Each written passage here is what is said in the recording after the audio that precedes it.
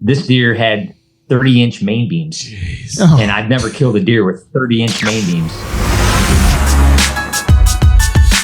What's up, everybody? Welcome back to the Drury Outdoors 100% Wild podcast, powered by DeerCast, and sipping on a First Form Energy over here. I've had quite a few protein sticks. I've been on the road so much, and I haven't hardly hunted at all this year. It's just like I picked up a couple good spots late, and we're just trying to get them set up, and so I'm just driving nonstop. Hundreds and hundreds. I guarantee I put a couple 3,000-4,000 miles on just in October. And I've hunted like 4 days. So. You ever wonder what your life would be like if instead of hunting, you just picked up a part-time job at like Walmart? So spending money, I chose to make some more. How much money and extra time you would have? Yeah. I often think what it would be like if I didn't hunt, certainly. Yeah. I think my family thinks about that too. Yeah. So. I know on an upcoming episode, we'll talk about Sophie's buck. She killed her first buck. Yeah, that's exciting. But so I feel like my season, like it could end tomorrow and I'd be fine. Like I'm good. Good. But it won't. Yeah, you got some nice deer. Yeah, they just that's a whole other thing. We should introduce today's guest because he's actually killed a nice deer instead of talking about what we think we might do. Let's talk to somebody that's actually done. This is what we're going to become known for. Is Matt and Tim are the guys that talk to people who kill really big That's deer. fine, Tim. People like it. They like the stories. They do, yeah, and I like it too. So I also like our guest today, longtime DoD team member, Iowa guy, Mr. Dave Reisner. What's up, Dave? Not much. How are you guys? We're good. I want to quick say, not only is he a longtime team member, we're talking over 30 years, right, Dave? Ooh. I mean, 33? Yeah, I think it's 31 this year. 31 years. So the amount of loyalty that takes, I want to highlight that. We've had a lot of guys come and go through the years. You guys are not easy to be around. No, I mean, that's definitely part of it. Dave's a saint. And let me tell you, Dave's been yelled at like by OG Mark and Terry. Like he's been yelled at a lot. Yeah. And in front of rooms of people, Dave's been yelled at. So Dave. Yes. He's been through it all. But I do want to say thank you. Thank you for your loyalty to the company. Yeah, I've always operated under the code that the more they yell at me, the more they must like me. They love Dave. Yes. You're in the club if you get hollered at. So Dave, we wanted to have you on because, it's been, we've seen this with a lot of our team members through the years as their families grow and their kids get older. It gets a lot harder. The production consistency is tough because you're in youth sports and kids are in high school and then you're filming them or you're filming this guy, or it's just a lot harder to find the time to do this stuff. And it's a time commitment. And so the last few years, you've had some success, but it's probably not come together quite as much on the filming side as you had hoped. A few mishaps along the way on a big deer and a double punch from one of our old buddies, Kurt Ritchie, and shit like that just kind of happens. But you've been out there still trying, and finally this year you connected with an absolute giant.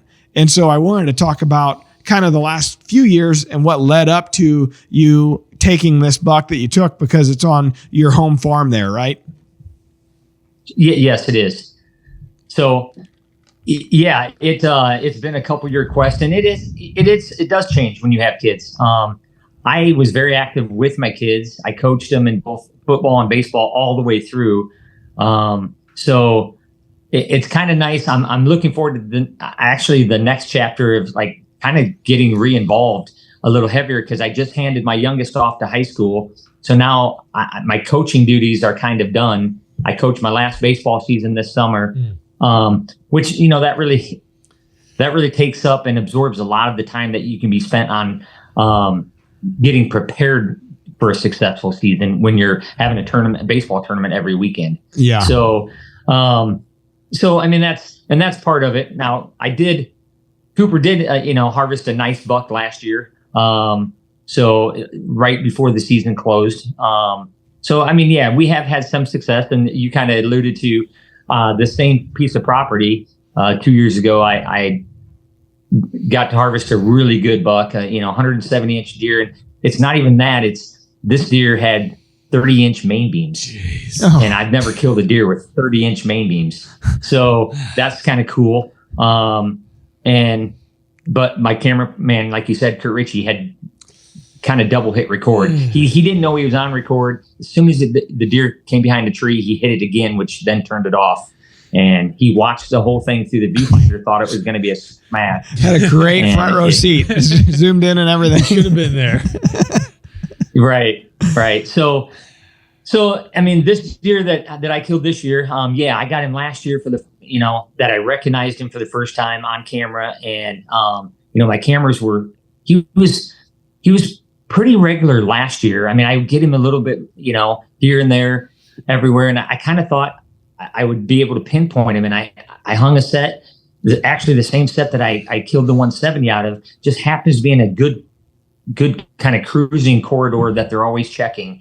And so I kind of tweaked that set just a little bit, thought I would hunt him, and I hunted him pretty hard last year. Never saw him, not a glance of him. And I only got, during the season, I probably only got 2 or 3 pictures of him. So I don't know if he was just wandering more last year, if he just more hit and miss, because it's kind of a role reversal this year. This year, I didn't hardly ever get him in the summer months like I did last year. I got one night of him.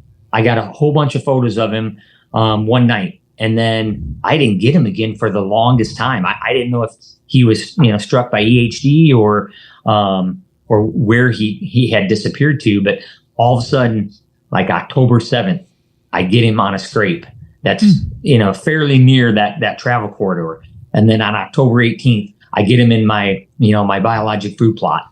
And so I knew that's those two were key factors because of just how, if he's here and he's here, how he's relating to that, I knew would give me an opportunity. So if he was up, daylight. So that travel corridor, are you talking like a field edge? Or are you talking in the timber? What's the setup on that?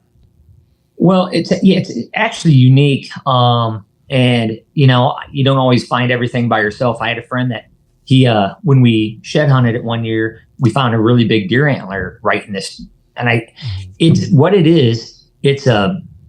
say it's an edge, but it's a edge that a lot of people wouldn't see because it's an edge of really mature timber to like up and coming timber. Oh. So it's still in the timber. It just, you have these old, it's, river bottom ground. So you have these old, like silver maples and cottonwoods and all that are just giant. And then you have all this new young growth and they're kind of squirting right on the edge of that. And I get a lot of traffic through there. So it's kind of a unique little setup. And what's funny is every time I hunt the stand, I'm thinking, should I be over there? Should I be a little bit closer? But you know how it is. If they get your wind, you're not going to last long. So I kind of always hedge back to this spot because they just don't seem to want to go break out in the open and go around you. So even if you're calling to them, or even if you're, being a little more aggressive with them, they tend not to be able to circle all the way downwind of you if you're hunting with, a good wind. And how many acres is this piece? It's right on a river, right? Because you've had some flooding issues in the past. It's right on the Iowa River. It's only 120 acres.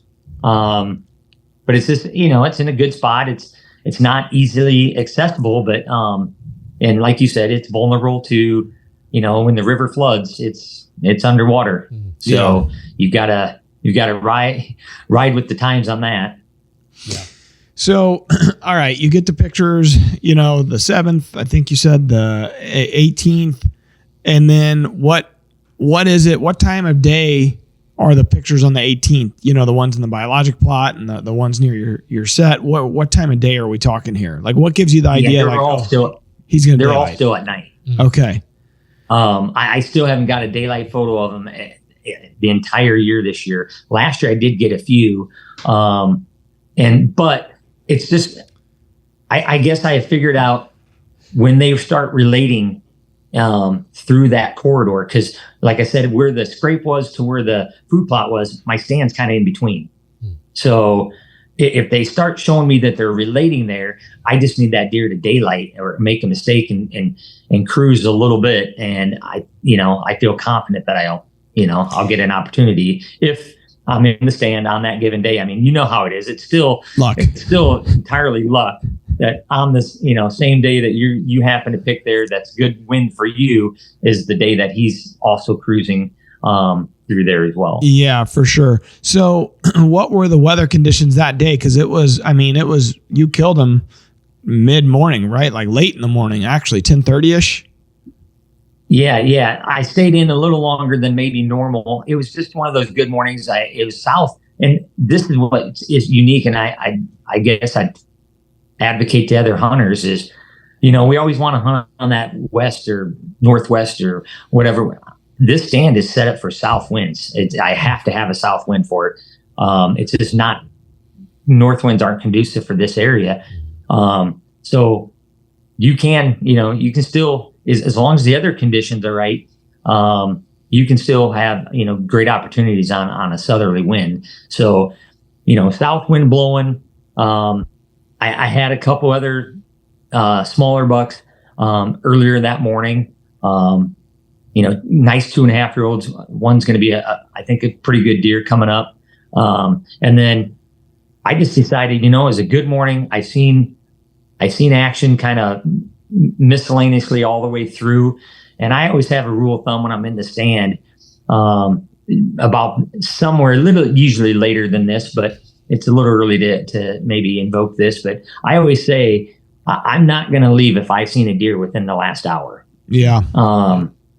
If I go a full hour without seeing any movement, then, it's mid-October, then I can assume that they're probably bedded up. But, so I just kind of stayed in a little longer. And actually, Matt, I had an encounter with this deer at 9:46 in the morning. Oh. He came through, he cut me off, and I did grunt at him. I mean, I got really aggressive with him because I knew he was a mature deer. And he did look, he showed maybe a little hint of interest, but he's like, whatever. And he kind of walks off towards, the food plot. But there's a major bedding area that I thought he was heading to. And I thought there was a good chance he was just going to go bed up.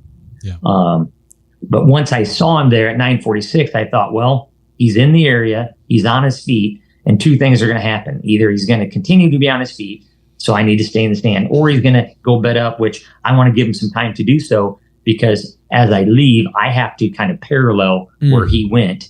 And I don't want to spook him out of my area. So I at that point, I knew I was kind of in it for a little longer haul.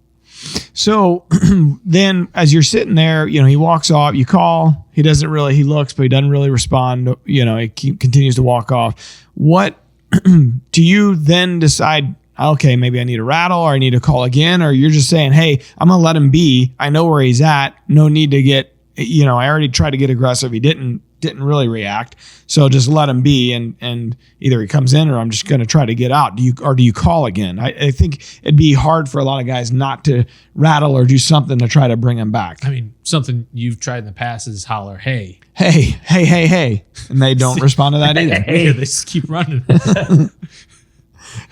So what was it? Or he just luck? Try the hay technique. Hey, get over here.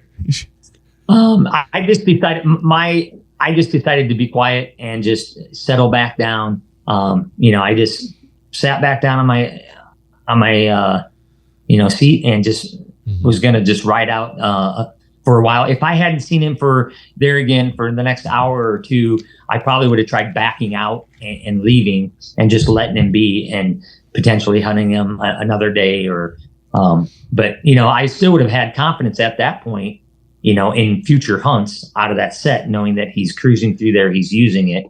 But it just so happened there, half an hour or 40 minutes go by.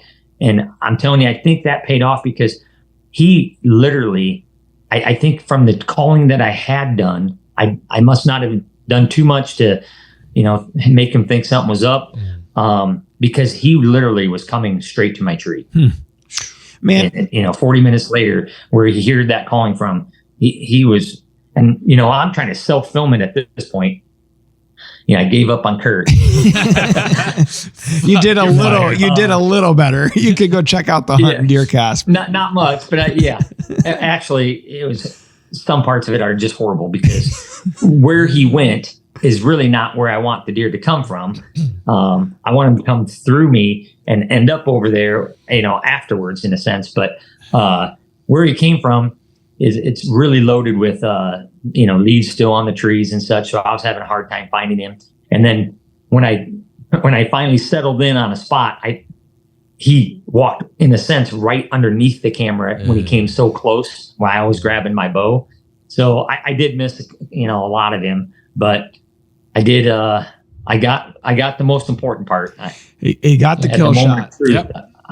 He is on there, and I did review the footage, and it's not bad footage. It was steady. I realized the one advantage of hunting by yourself is it's on a camera arm. So when I'm filming, I'd have probably been breathing or shaking a little bit or something. Even if someone else is gonna harvest that big of an animal, I would have been into that hunt as well.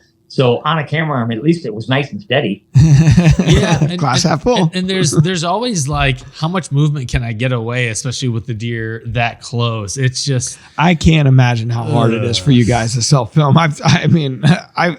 It's just very difficult. That's a very difficult thing to take, especially with archery. With gun and a blind, it's a little different. Like you say, you set it up on a tripod, but archery out of a tree, self-filming, those guys that do it, man, hats off to you. Not easy. Every move you make of the camera, like, this could cost me this deer. This could cost me this deer. Yeah. Is it worth it? I mean, I've seen guys at full draw, like moving the camera with their elbows. Whatever it takes. Okay, so he's coming in. You obviously probably the calling sequence. I want to rewind a little bit. So when you called to him previously, an hour or 40 minutes before, what exactly were you doing? Like what kind of sequence do you go through? Do you snort, wheeze, and the whole thing, or just a few light grunts, or what are you doing there? No, I got pretty aggressive with him. I did snort, wheeze at him. I growled at him. I did the whole sequence, and I knew it was I felt like maybe the timing wasn't perfect, but because I would have thought maybe another week or two that sequence might have been even more effective. But and that's when I decided, I got aggressive. It's kind of like, we always say turkey hunting, you take the temperature of the animal. If he's responding, then you can kind of keep it up. If he's not, maybe settle back down. And, like I said, he did turn and look, but he wasn't just eating it up and coming straight in. He's a mature deer, I think he's 6.5 at least. So he's lived a while, and I'm sure he's heard a few other hunters grunt at him and what have you. So I just decided to get back quiet and let him wonder what could have been over here. And I do think I was aided by, I did have, on the side that I kind of want the deer to come in from, there was another buck about 40 yards away. And I think when I started grunting, I heard him start just thrashing a tree. Yeah, definitely helps. And so he's 40 yards behind me, I'm in the middle. So we're playing that middle ground in a sense. But the deer still didn't come right in. He left for half an hour, 40 minutes. I'm sure he circled a couple bedding areas, and then he probably, decided to come back through and check it out.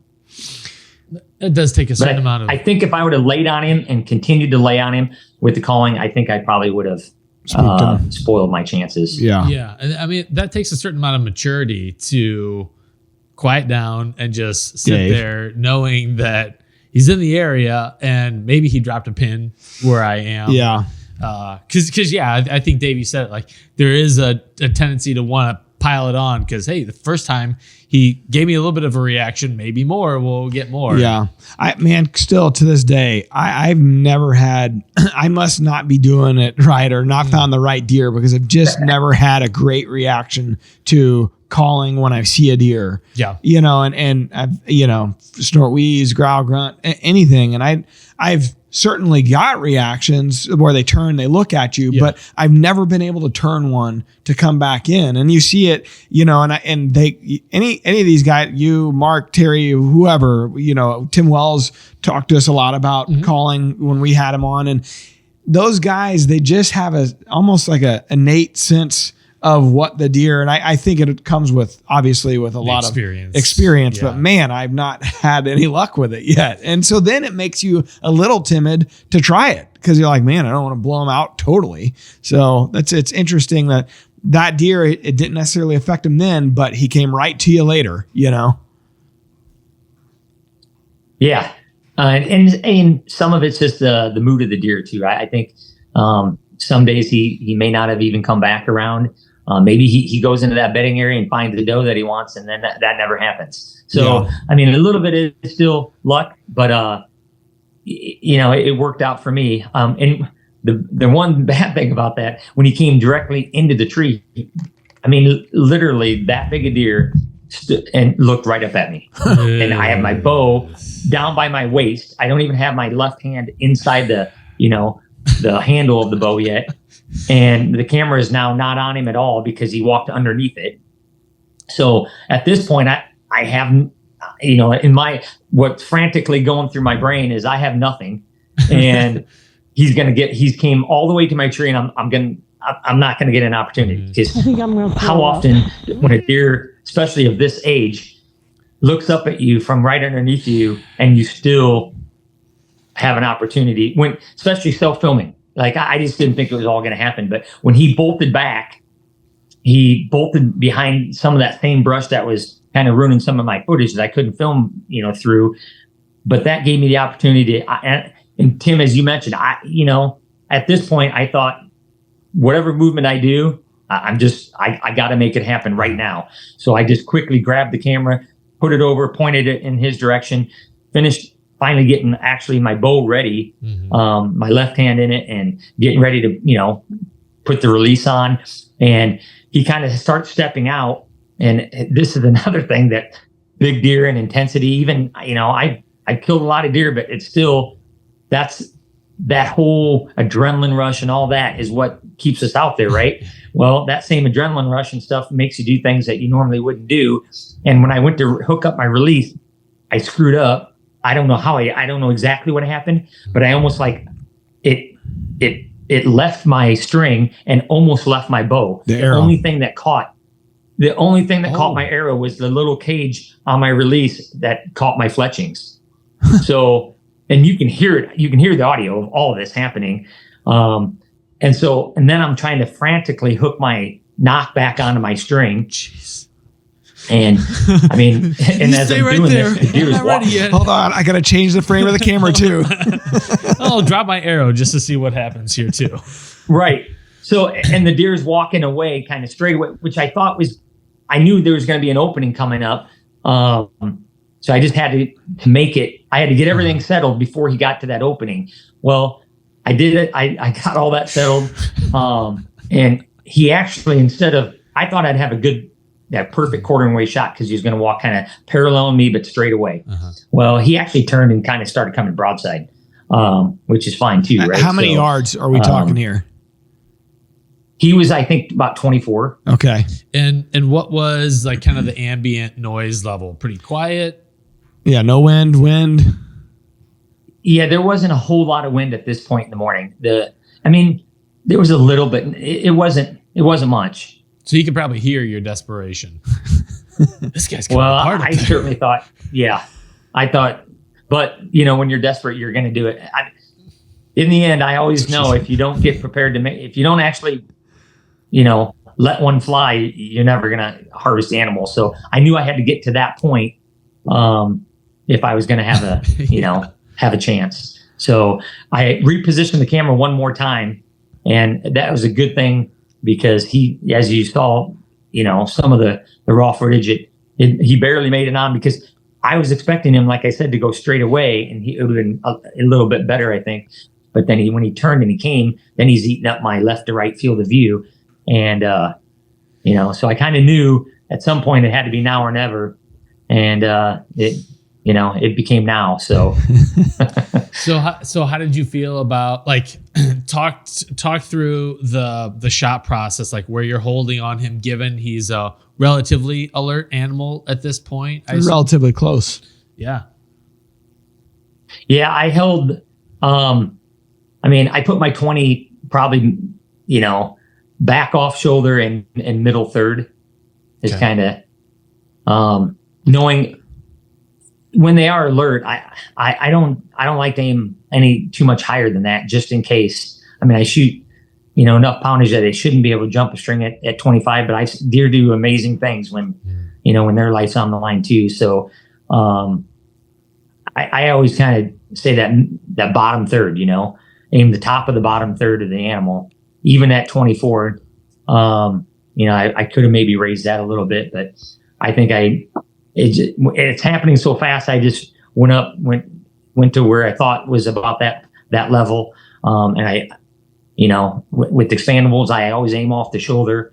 And then I let it fly and took my chances. Okay. So he's based on the footage there, he's slightly quartering, maybe broadside to slightly quartering. You hit him, maybe onside lung and liver, or where'd you end up hitting that deer? Yeah. Well, yes, that's basically the hit I got. I did get the onside lung.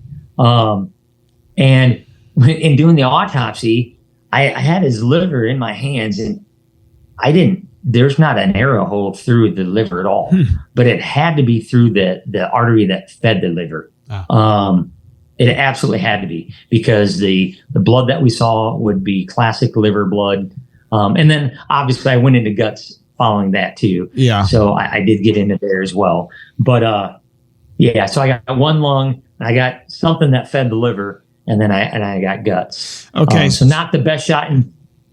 Yeah, go ahead. Well, I was going to say, so at that point, obviously it's not the best shot. It happens. So you've been on a ton of track jobs over the years. So you look at, you kind of go back on your experience. You maybe reference a deer cast track, just kind of see, okay, I need to give this deer how much time? Like, what are you thinking right out of the gate? Well, and that's exactly what is going through my brain at that point. Now, so to be honest, Matt, it took me a few minutes to get to that point because, your initial reaction, where my arrow hit on a totally broadside deer, I thought I smoked him. Double lung, yeah. So I had to get to that point and realize, wait a minute, I didn't absolutely smoke, because he was totally broadside. But what people, with some young hunters may not always understand is, if they're not even to your tree yet, if they're paralleling you, they're broadside, but they're not yet to your tree, then they are quartering too. Yeah. The animal may not be facing you. That's what I think people have the misnomer of, is a deer quartering to has to be facing you. That's not true. He can be perfectly broadside, but not yet even to you, and you do have a quartering effect with your arrow. So, and it took me even a few minutes to process that. But so after I did, and I realized that, I reviewed the footage. I did check track, deer cast track.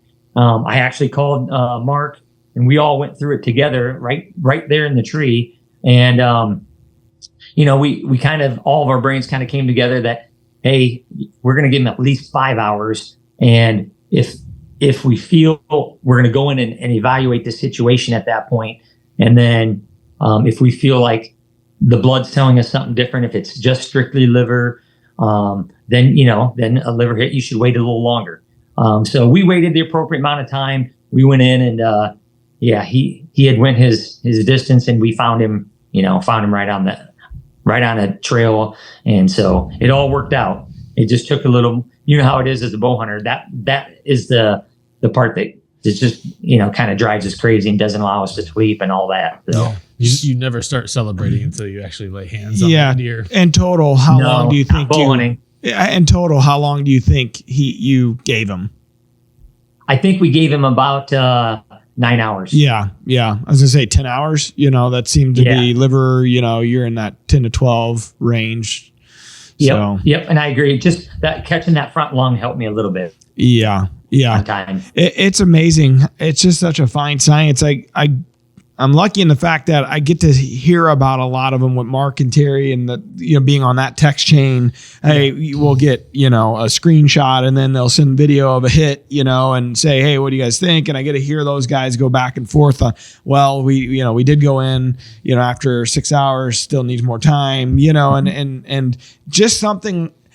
even a broadside shot where the deer starts to curl in right as you shoot ends up being a quartering to a lot of times, you know, and it's just amazing with a great placement how much that alters the anatomy inside that body cavity and how it can change the whole evening for you, you know? So I think there's not a lot of people that dive into tracking and the art of tracking, and that's where people need the most help. Well, which is what DeerCast Track is really nice. Yeah, and there's kind of a built-in optimism for most folks when they shoot a deer, like, oh yeah, I hit him good. And then Dave, like you said, it took you a couple minutes to start to realize, like, really play through what happened and be like, oh, maybe it was, because you look on Facebook and people say, like, help me with this track job because I know I smoked this deer. And can you imagine when you're not filming in the heat of the moment, how quickly it happens, what you think we dissect these video clips to the nth degree, frame by frame. It's like, oh no, he slightly turned into it right here, right at the impact. And that's the difference. And the orientation that the broadhead goes in makes a big difference. We look at that, the slap, you know, it's just like, if you weren't filming, I can't imagine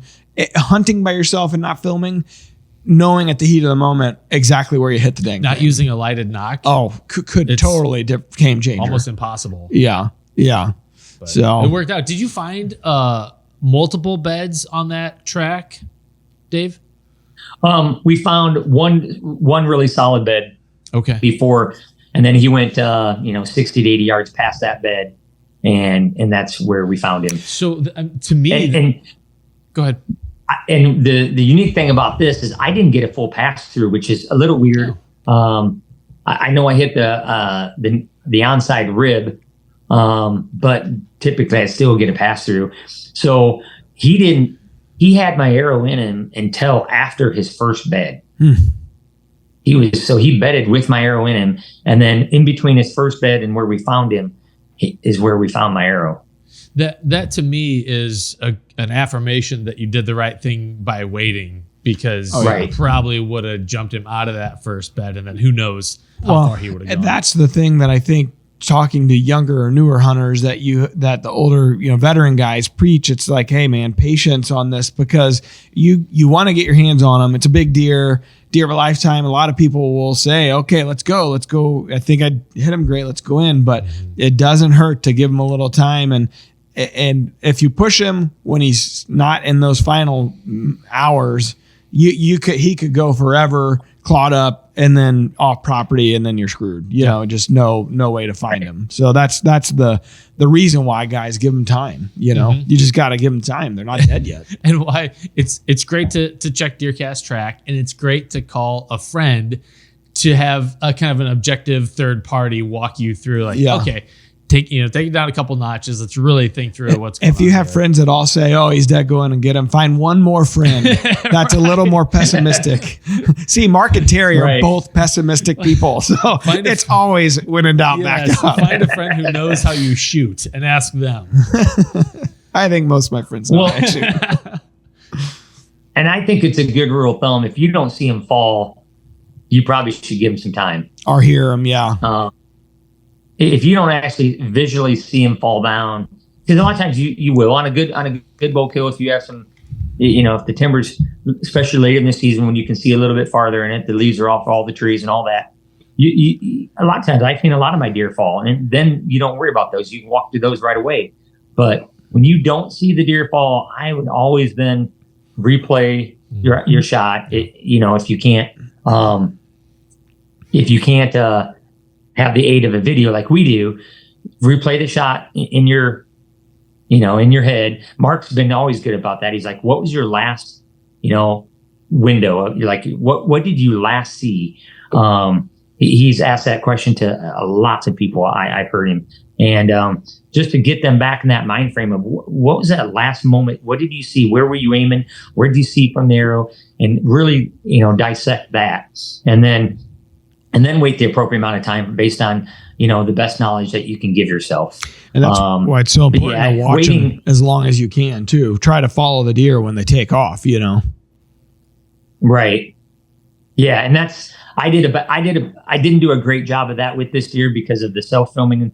I whipped the camera back on because he obviously left frame again.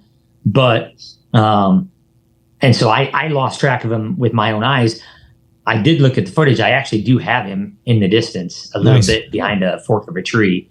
But so yeah, it was that's actually my first successful self-filming. Matt, last year I had a really big deer on a different farm that I had a great encounter with. I mean, like, awesome encounter with, but the filming was excellent. Oh, I was in a muddy blind, so it made it easier, but my shot went a little low. I shot underneath him. That happens. So, it's one of those, I'm worried about the filming. I'm filming him, and he had turned. He was broadside, and I was hoping he'd come a little closer because he was at 40 yards at that point. And I had a decoy out. I kind of thought he'd come all the way to it. I was giving him that opportunity. Well, he turns and kind of starts walking, quartering away from me. Well, at that point, I repositioned the camera, put the left side of the view or right side of the view at his butt. So I had all the left side open. Yeah. So he, as he's walking, and I wasn't, in my brain, I didn't process that he just walked 4 or 5 more yards before I got my bow, drew my bow. And so I shot 40, like I told you earlier. My kind of thing is bottom third of the animal. And so I in that 5-yard gap, I just didn't compensate for that enough. And it makes the difference. He was a good animal. And so you learn things, definitely learn as you go. And that self-filming thing is kind of new to me, and I'm trying it, and it worked out this time. Yeah, it's a dark path, Dave. Let me just tell you, it's a dark and dangerous path to go down. So that deer's still alive? I just gotta know. Is that deer still alive? Are you getting pictures of him? The one I missed last year? Yeah. Nope. Kurt Ritchie killed him. Kurt. Another reason why Kurt's not he killed him with guy. He killed him with the gun. And I actually did a piece on it. I did some follow up because my arrow, when I say I missed him, I hit his offside leg. Not too damaging, but I did hit his offside leg, and you could still see the scar from that wound when he killed him in shotgun season. Crazy. Well, send that footage in too. We'll add it to this story when we edit it together. Like of what you've been up to the last couple of years, the mishaps of Dave, right? The misadventures of Dave Reisner. One of our rack packers processes deer, and he said about 80% of the mature deer bucks that he processes, he finds some evidence of a previous wound from a hunting scenario. So curious, Dave, did the deer that you just killed, did you find any evidence of it taking a hit before? I didn't, and I did look, but I found no evidence on this deer. Because the rack, what he we lived a haven't, pretty clean life, I guess. What we haven't talked about is how crazy the rack is on this deer, and that's. I mean, he would have gone 190-ish, right? But he broke off 12 inches. He broke off on that. I don't know if you call it an extra G1 or if you call it an extra main beam. I don't exactly know how you classify him. But yeah, he had 2 big long points that came off the back of his beam and went straight up. And he that October 18th photo that I have of him in my biology plot, he has that still present. So between the 18th and last Sunday when I harvested him, he lost it. And it. Based on the photos I have, which, I have enough, and, being able to measure the left side, the left one was 12 inches, and the right one, I think, was bigger. So it was definitely not any shorter. Mm-hmm. I thought it was an inch or 2 longer. So, yeah, and he would have been in the lower 90s for sure. Ooh. And the picture that I saw, he's got this weird, almost like a cup in his. Is that his G1 or at his base there, or where exactly is that? Where can stop doing that with your hands? It's like a root, Tim. Don't do it.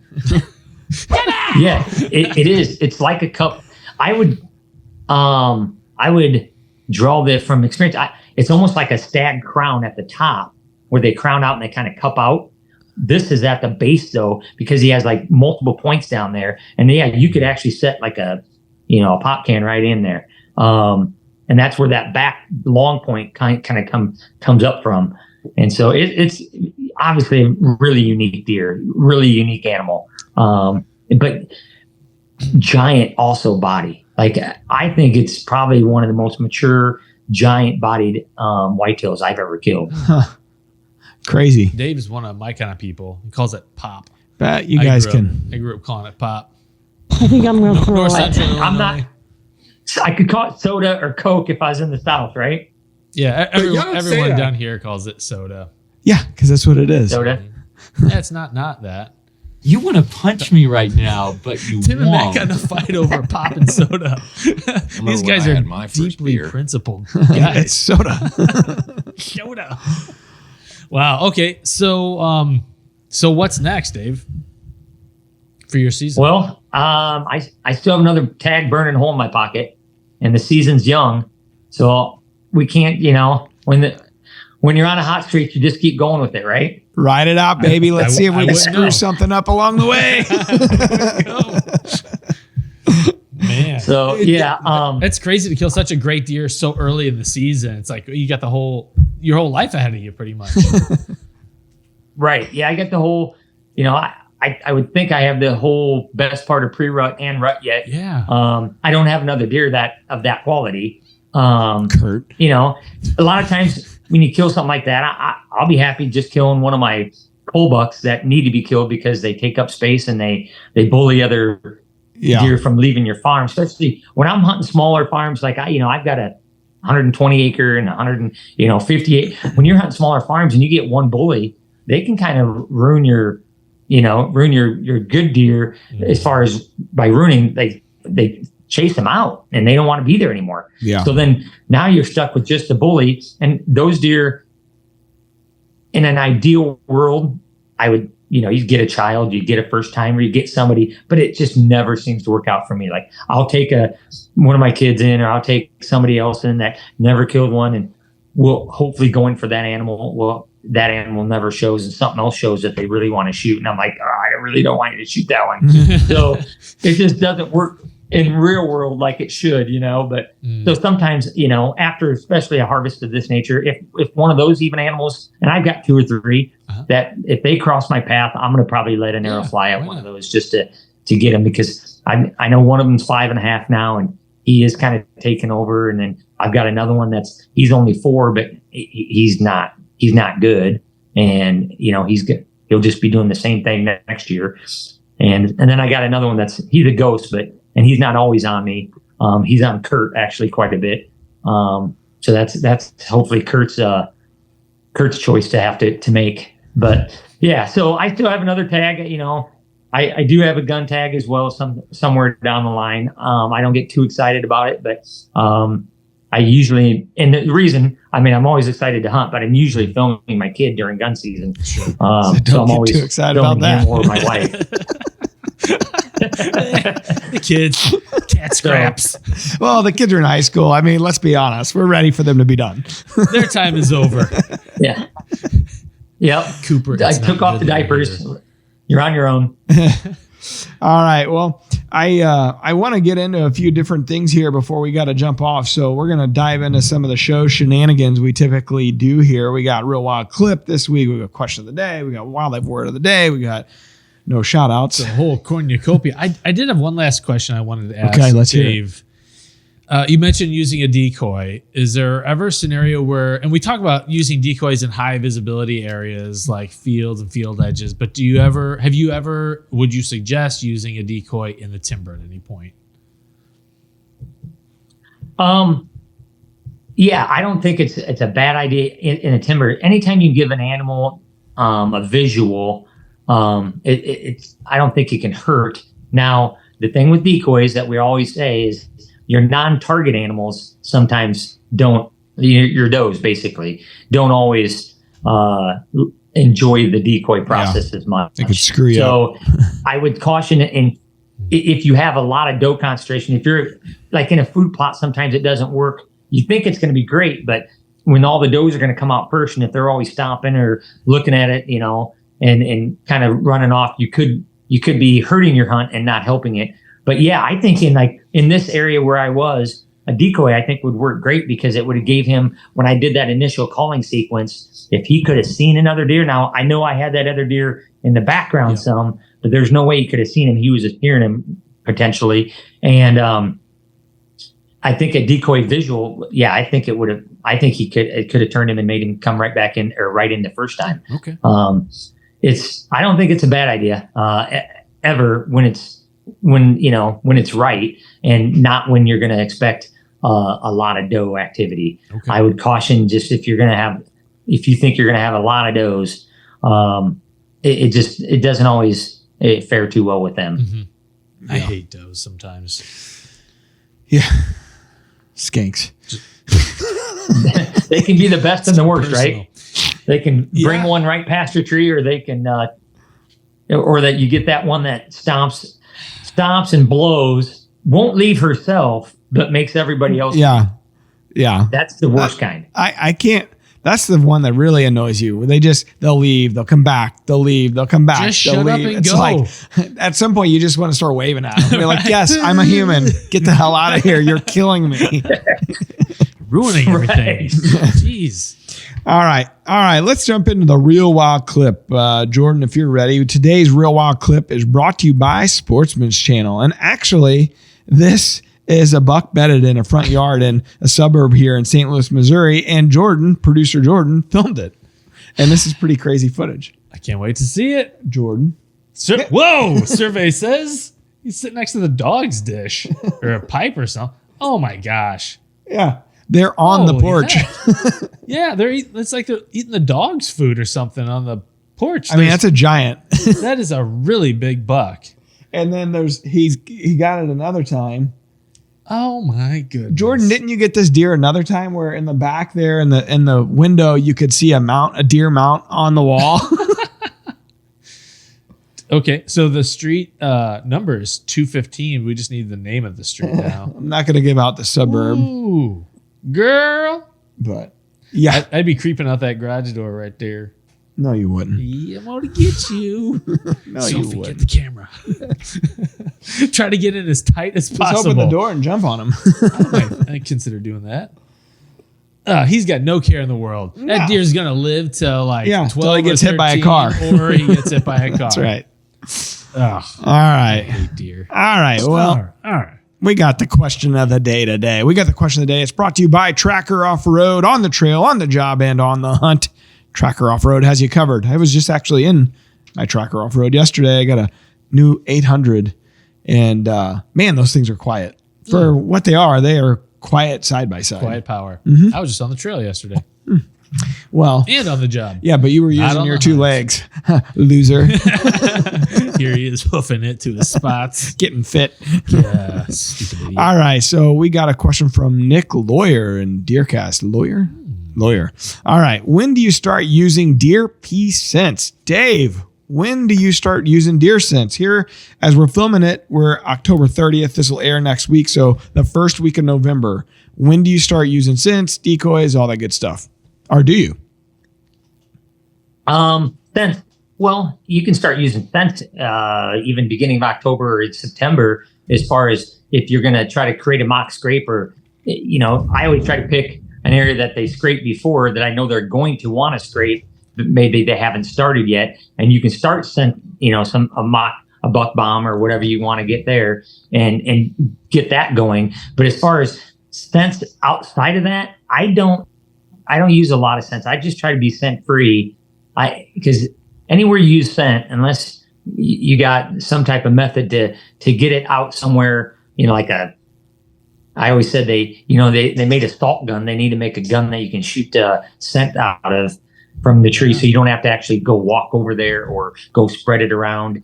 So Mostly I so you just don't always get it kind on of your stay finger. scent free and try to same trail in and out. Yeah. I don't use a ton of scents, but I will with a doe decoy. I'll tend to put something out, like usually it's buck bomb. Like I'll spray buck bomb in that area. White Diamonds by Elizabeth Taylor. Yeah, and put some, like I'll use like Evercalm on the decoy, but I'll usually put like a doe estrus or doe pea or something from buck bomb out near there, which kind of helps cover your scent from putting the decoy out. And maybe it's just that it's so much Agreed. scent, you're screwing their sensories up, Yeah, Dave, to your point No, about Matt, that's actually a great idea. Thank you, Dave. to your point about a gun that that can distribute deer scent, like consider a super soaker. So just Putting deer pee in a super soaker. Just buy a lot of it and bring it to the stand, pump it up, let her rip. Or something that I've done in the past is like I'll rip a tree branch, like just a little twig off or a piece of bark, dip it or dab it, and then throw it out there. But then your scent from your hands on the, Yeah. It's not ideal, but it is a way of getting some scent out there without walking out in front of your Imagine set. you're a person of low character, and then you have a friend that you just shoot with the super soaker filled with deer pee. Gotcha. You appear to be an estrus, sir. Good luck getting rid of that. I'd take that guy hunting. Yeah, that's my camera guy. Hey, just sit there by the truck. I got an idea. All right. I'm going to shoot you with pee. It's not mine. Don't worry. Believe me, this is all part of the process. Yeah. But yeah, that's it. Dang. I don't know. Like, to your point, I try to be as scent free as possible. I'll still spray nose jammer on the bottom of the boots walking in. And then, like I said, if I'll put a decoy out, I'll do some buck bomb or something. Sure. But otherwise, not a ton. Although I saw a hunt that Dad and Aaron Bennett had, I think it was over in Illinois and years ago. And Aaron had bought a buck bomb can. And I don't remember if it was doe and estrus or if it was actual like dominant buck, or something like that. And he shook it up and he sprayed it, because you can set those cans to spray the whole thing. Pull the pin. You better be ready to run. Just know that from personal experience. And know which way the wind is coming. Yes. And they put that out, and then almost not immediately, but pretty soon after, it was a morning hunt, man, a big bruiser, mature buck came through, and Terry killed it. And, it was just like clockwork. And those are the times where you think, oh man, this would work every time. They got to be in the mood. They got to be in the area. A lot of things got to go right, but it can go right. 100%. Yeah. I've been using a scrape generator on mock scrapes. Same. And it's, I get a lot of pictures of deer come, both does and bucks. Come and check that. Yeah. I just, on a new piece, at least I picked up, we put some of that out, and I had not really used much before. And it was a buck bomb scrape generator. So it was a liquid instead of a spray. It was their liquid, That's exactly with a little, I guess it was like foam or something what is that you dip in there and put on the limb? Oh, it's like a little sponge stick kind of thing. Yeah. But yeah, get a decent amount of pictures. Got a real nice deer hitting. So. Here we go. That's right. All right. Wildlife Word brought to you by Cold Steel, anytime, anywhere. The Tapetum lucidum is located where on a whitetail? Taped them. Nearly looks like taped them, just for those that are listening. Is it A, the reflective layer on the retina, B, the underside of the wee sheath, the outer covering of the hoof, or D, the whiskers? Dave, what is the tapetum lucidum? No dumb answers here. Maybe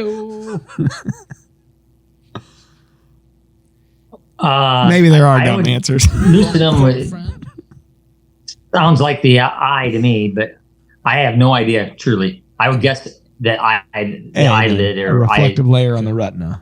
Like the common. Yeah. Lucidum. Outer covering on. It's not the whiskers. I'm gonna go with A. RB, but I'll go with A. You spread out your guesses here a little bit. It could be any range of these. I just like penile sheath. I'm gonna go with ABCD. Funny way to put it. Okay, the actual answer is A, the reflective layer on the retina. Good job, Dave. Causes deer eyes to shine when you see them in the headlights. Tapetum lucidum. Nearly killed them. All right. We need some shout outs, guys. Go over to your favorite listening platform, whether it's YouTube, Deercast, or Apple Podcasts, any of those. And give us Spotify. Give us some shout outs, and we'll add them here. And we got some new Rack Pack members. The Rack Pack, I'm sure Dave's in the Rack Pack. That's a no. No, is that on a computer? That's a no. All right. So for those of you that are like Dave, it's a private Facebook group. All you got to do is type in the search function and Facebook, 100% Wild Rack Pack. It'll come up. You answer a few questions and you're in, and it's a jolly good time in there. We have this time of year especially, we got a lot of good questions, people needing help, people needing tips on recovery, whatever. The entry questions are your social security number. Yeah, don't worry about that. Only Tim and I see it, and a few others in the office. And then, but mostly we get to see a bunch of good hero pictures, a bunch of good dead deer pictures this time of year. So It's fun. yeah, it's fun. So here's some new names. Yak Splish. I've seen these letters, but never in this This sequence order. before. And think of your last name. Huh. This guy needs to get an American last name. How would you pronounce that? Splish. Splish.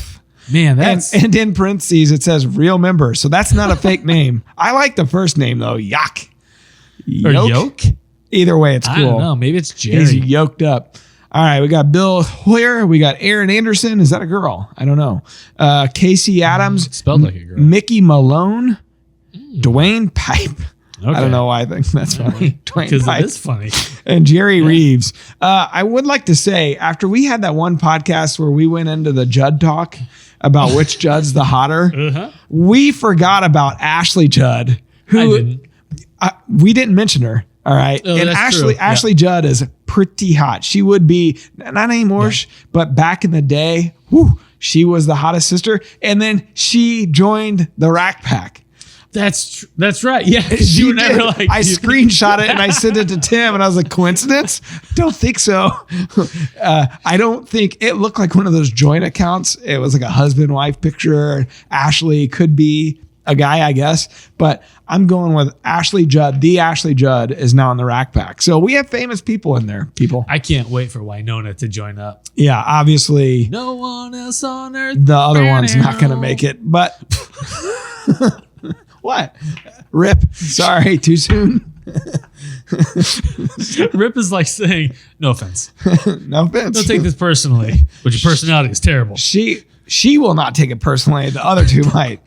So, and Ashley Judd that joined the Rack Pack, if you're related to the others, my condolences. Join us next week for Dead Celebrity Talk with Matt and Tim. All right. Well, we're 5-6 minutes late on our deadline here, Tim. I think it's time to. Dave's like, what did I do with my morning? Sorry, Dave. Dave, do you have any parting shots for those listening, watching, anything that you would like to impart as we hit the rut here? Well, you can't get one sitting in your living room. So get out there, make the most of check out DeerCast. Look when it's best. When it says good to great, you got to try to make it happen on those days for sure. And then even on just okay days, if it's right for you and the wind's good, I mean, don't stay at home just because it says okay. Get out there because you're never going to get one sitting in your living room watching TV. Unless you're the guy at 215 whatever street that was. on the real walk clip. I will add to that. Yes, unless you're that lucky guy. We always get a little bit of crap during the rut because we've had a lot of warm ruts the last few years, and I killed this deer on a bad deer. the predictive model will give you probably not the best prediction typically, but it's going off those conditions. I mean, this time of year, it's tough to. Still out there. They're still out there. Yeah. Anything can happen. So definitely on an okay day, I'd still 100% be going. So like you said, you get the wind, you got the conditions, I'd go. Same. All right. Well, everybody, good luck out there. Hopefully this is the day. This is the week. This is your year. Let's do it. Wear a safety harness. A lot of people be in trees in the next couple weeks. Yeah. Be careful, please, and identify those targets. All right. Until next time, Dave, we love you. We appreciate the loyalty all these years. We love the Dave Reisner stories more than anything because there's always a story. And thanks for joining us. Always. See you No guys. problem. Thank you for having me. All right. Until next time, peace out. Take land management to the next level with DeerCast's exclusive virtual rain gauges. Pinpoint accuracy and historical data, all powered by industry-leading ag weather services. DeerCast has the tools to keep you ahead of your game. We're adding new videos every week, so make sure to click that subscribe button and check out all of our amazing content. This episode of DoD TV is brought to you by DeerCast Maps, waypoints, weather, virtual rain gauges, and more. Every tool you need to get ahead of your game.